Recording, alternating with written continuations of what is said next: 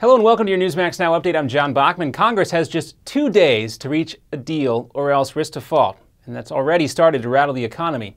And today, just a few moments after the negotiation process looked like it was moving forward, House Republicans made some additional demands and balked at the Senate's latest proposal. That Senate deal would reopen the government immediately and fund the government through January 15th. It would also raise the nation's debt ceiling through mid-February. And it calls for negotiators to find ways to cut the deficit and includes a provision to verify the incomes of some people applying for insurance subsidies under the new health care law.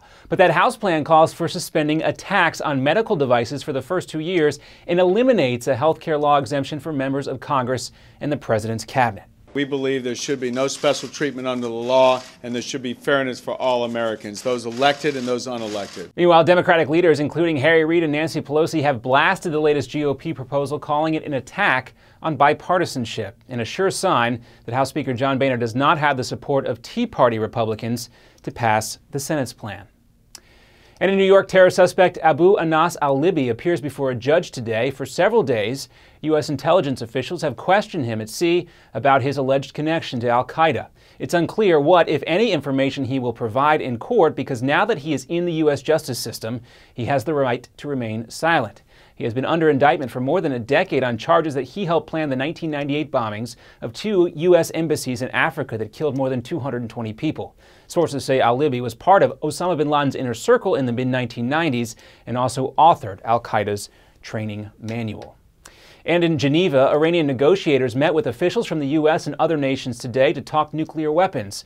No deal is expected from these initial talks, but Iranian officials did say they had a good first meeting and they are interested in building trust with all of the interested parties. Iran's foreign minister also told reporters that his country is, quote, very serious about the proposal to end the nation's nuclear military program. Meanwhile, Israel's Prime Minister Benjamin Netanyahu urged foreign leaders, not to roll back economic sanctions too soon. And this opportunity can only be realized if the international community continues to place pressure on Iran. And at least 90 people are dead following a powerful earthquake in the Philippines. The tremor shook 2 densely populated islands that are also popular with tourists. The 7.2 magnitude tremor hit just before 8 o'clock in the morning, killing dozens. Homes, offices, and stores crumbled, and Cebu City's hospital had to be evacuated, with patients spilling out into the streets. And coming up next on our Newsmax Now update, a Newsmax exclusive with the Reverend Franklin Graham. Plus, it's almost that time of year. Halloween is right around the corner, so who's got the biggest pumpkin in the country? And how much does it weigh? Next. Newsmax Magazine is proud to present a special tribute to our 40th president, Ronald Reagan. It's a very special documentary and commemorative issue of Newsmax Magazine celebrating the centennial of President Reagan's birth. First, here's a video clip from the award-winning documentary, Rendezvous with Destiny. We're in the midst of a springtime of hope for America. You ain't seen nothing yet. Impulses of an evil empire. Tear down this wall. I believe that together we can keep this rendezvous with destiny.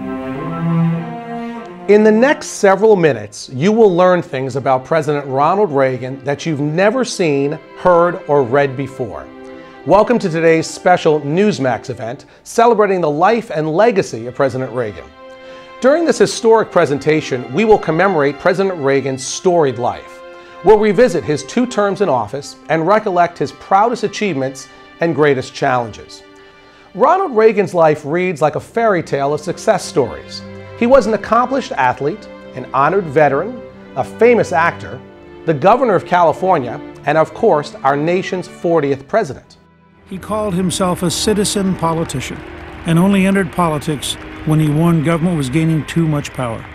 By then he was age 54, with a successful career behind him. Twice elected President of the United States, Ronald Wilson Reagan was a contradiction to some. Once a Democrat, then a Republican. A champion of smaller government whose own government grew. A fiscal conservative who failed to balance the budget. His critics mistook his affability for weakness, but behind the smile and the charm existed an extraordinary leader with unique skills and bold and revolutionary ideas. We only had time to share just a few of the top defining moments in Ronald Reagan's presidency, but you'll get to see them all in Rendezvous with Destiny. By the way, the president's close relationship with the Pope is especially fascinating. You'll also learn how dealing with an alcoholic father helped shape Reagan's ability to negotiate. And if you ever wondered what the leader of the free world likes to get for the holidays, well, you'll find that out as well. So let's review today. In this free offer, we are sending you a copy of Ronald Reagan, Rendezvous with Destiny, and the collector's limited edition of our issue commemorating the 100th anniversary of President Reagan's birth. Right now, when you subscribe to Newsmax Magazine, you can own both the DVD and receive the special Reagan 100th Birthday Commemorative Edition. That's $25 in bonus gifts when you subscribe. Go to newsmax.com/Reagan13 to subscribe today. Join the millions who read Newsmax Magazine every month.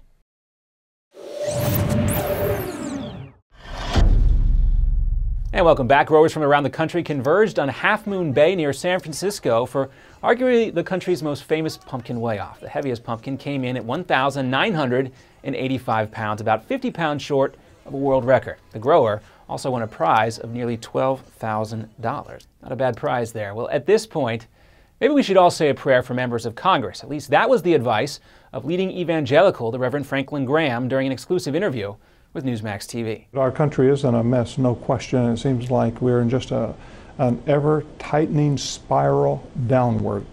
And it doesn't seem as anybody is listening to what is happening.